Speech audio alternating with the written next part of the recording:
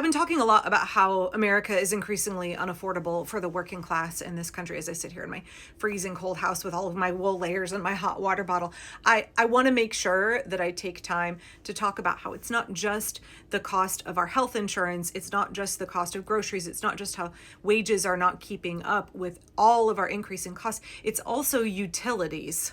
I don't know about y'all, but our electric, our water, and our gas have all gone up through the roof. I've had to tell my kids, like, can y'all take shorter showers, please? Because water is unbelievably expensive in Portland. We keep our house real cold. Now we have a wood stove, so we definitely, I have like a hazel tree in the backyard that I coppice and things like that, and we get free wood off of Craigslist. So we don't run the heat that often, and all of the rooms that are not our living room where our little yodel wood stove is are all quite cold, which is why I'm always wearing 20 layers. But even with our wood stove, even with economizing, I'm shocked at how expensive our utility bills have become.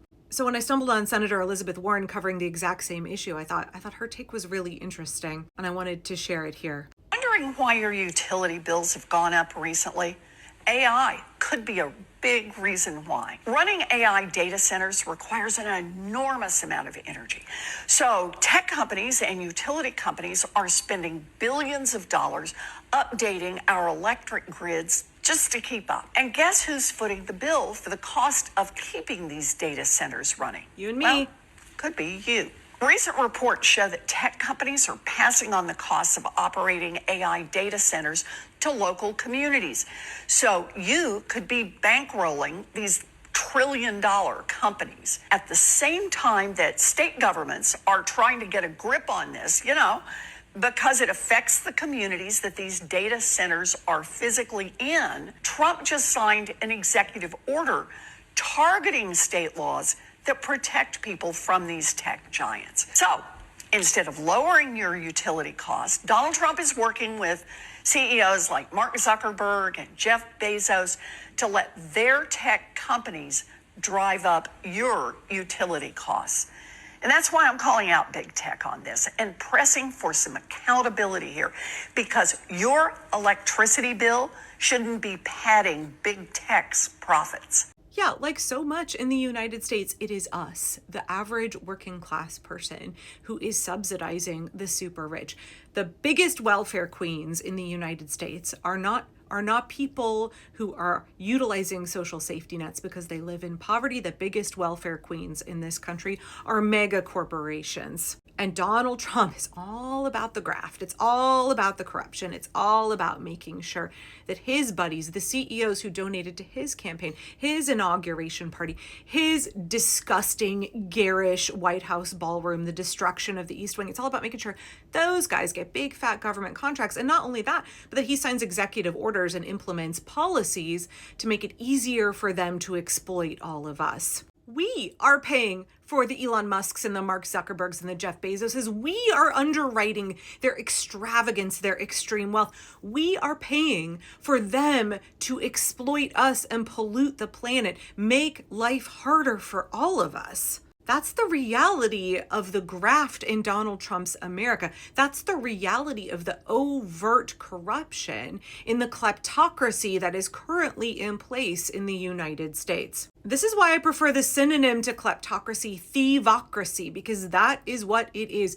The super rich robber barons are stealing from us. They are thieving from the American people. Both like straight up with government contracts where they're taking billions and billions and billions of our tax dollars, but also sneaky little backhanded ways like this where they pass the cost on to us. We don't need AI data centers. AI is something, I can get started on this rant. I will be brief here.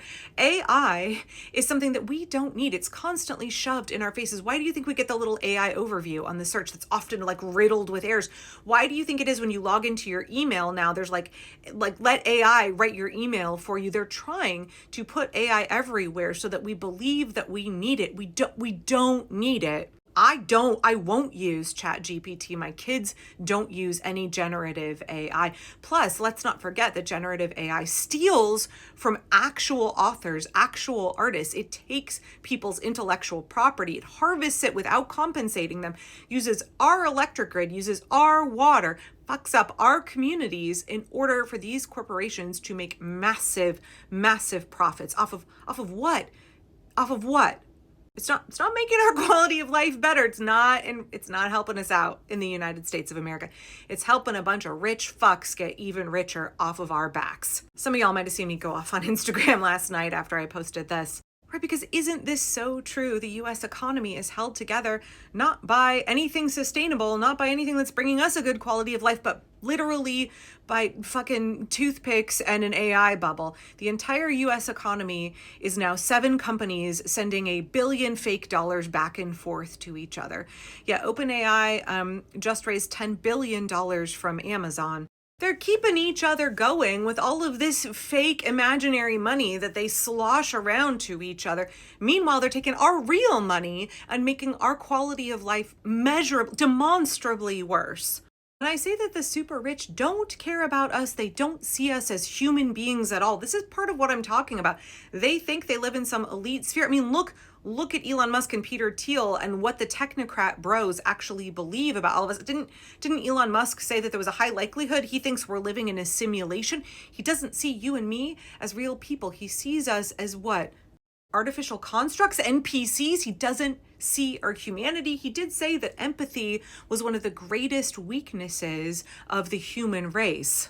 But I want to remind you that as powerful as these bros are, and let's remember that extreme wealth does not equate to extreme intellect, and it definitely does not equate to compassion and humanity. These men are so divorced from their humanity. They're surrounded by yes men, by fluffers who flatter their ego and make them believe that they're so much smarter than they actually are.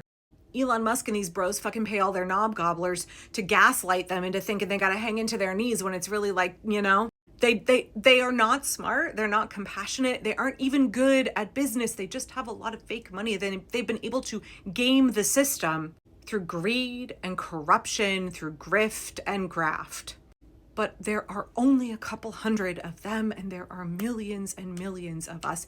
And if we come together and organize, we actually can create an America that works for us. We don't have to be beholden to these sad, empty men who have this insatiable void that they want to fill with money and control. And I want to give you one example here real quick. Now, this example is Port Washington, Wisconsin, where a city council has approved an AI data center coming in against the wishes of the residents. But this story is not unique. This is happening all over the place. It's interesting to me that a lot of these towns are in deeply red counties, a lot in Missouri, Indiana, Texas, etc. I hope this is a wake-up call to them about what big tech wants to do, how Donald Trump and big tech are, Across America, the AI gold rush is hitting small towns in unexpected ways. Data centers. Built by big tech companies like Oracle and Meta to service the AI boom, these massive facilities will house computer servers used to train AI models like ChatGPT. Data center demonstrations. Dozens show up to protest at a Port Washington Common Council meeting tonight. This is a $15 billion behemoth built in partnership with Oracle and OpenAI.